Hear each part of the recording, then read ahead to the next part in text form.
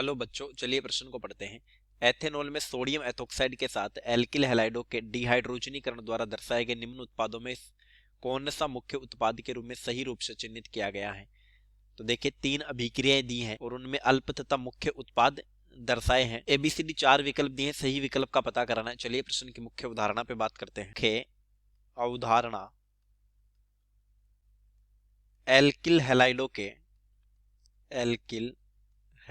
के विहाइड्रोहेलोजनीकरण में हेलोजनीकरण में वह एल्कीन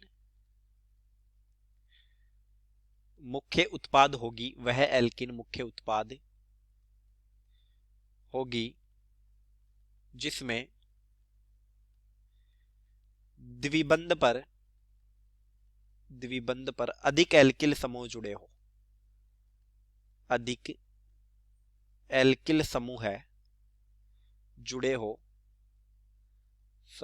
जुड़े हो यानी एल्किन का निर्माण स्थायित्व के आधार पर होगा। अधिक स्थायी एल्किन ज्यादा बनेगी। तो देखिए, जो फर्स्ट अभिक्रिया है यह है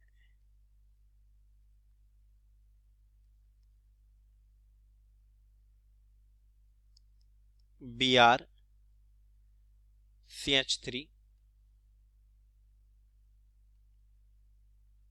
C2H5ONa2H5OH एथेनॉल। तो देखिए, जिस कार्बन पर हेलोजन जुड़ा है उसको बोलेंगे अल्फा कार्बन, और अल्फा कार्बन से जुड़े हुए बगल के कार्बन कहलाते हैं बीटा कार्बन। तो ये भी बीटा है, ये भी बीटा है और ये भी बीटा है। तो देखिए, जो वलय के कार्बन है वो तो एक जैसी एल्कीन देंगे। इन दोनों को तो बीटा 1 से संदर्भित करते हैं और इसको लिखते हैं बीटा। अब वी हाइड्रोहेलोजनीकरण में अल्फा से हेलोजन और बीटा से हाइड्रोजन निकलेगा।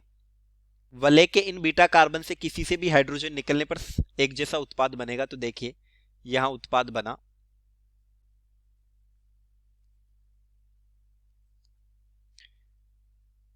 CH3, यानी बीटा 1 से जब हाइड्रोजन निकला तो यहां पर द्विबंध का निर्माण हो गया।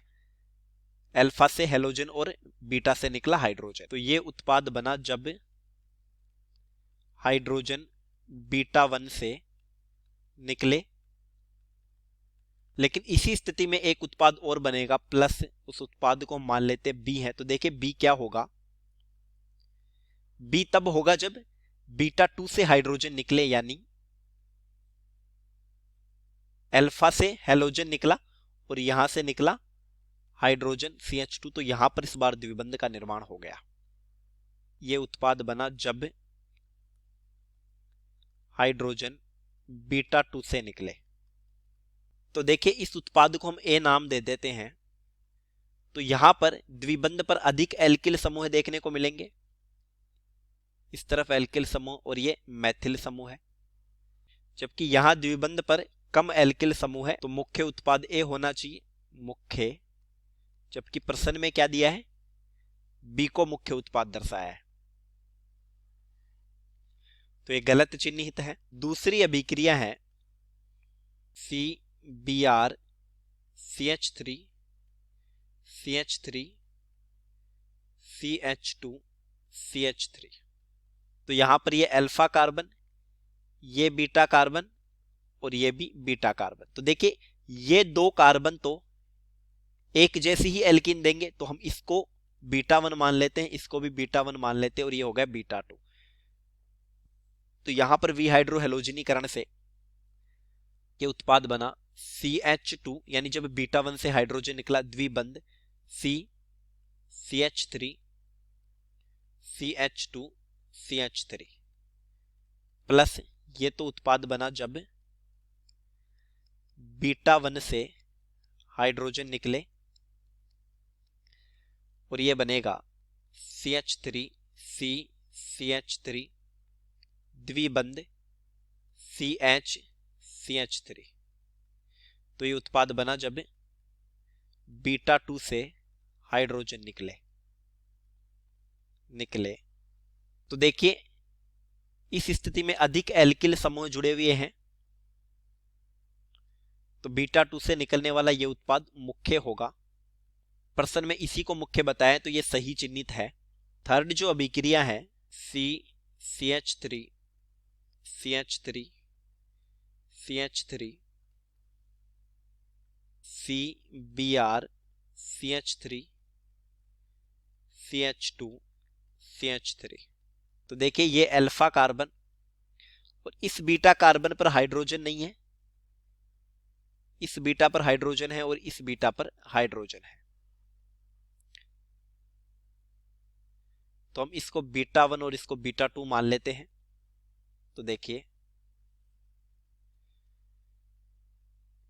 ये बनेगा CH3 C CH3 CH3 C, यहां से ब्रोमीन निकला, द्विबंध CH2 CH2 CH3। तो ये तो उत्पाद बना जब हाइड्रोजन बीटा 1 से निकले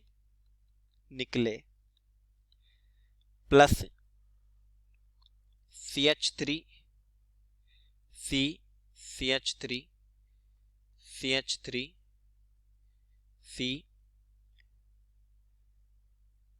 CH3 द्विबंध CH CH3, ये जब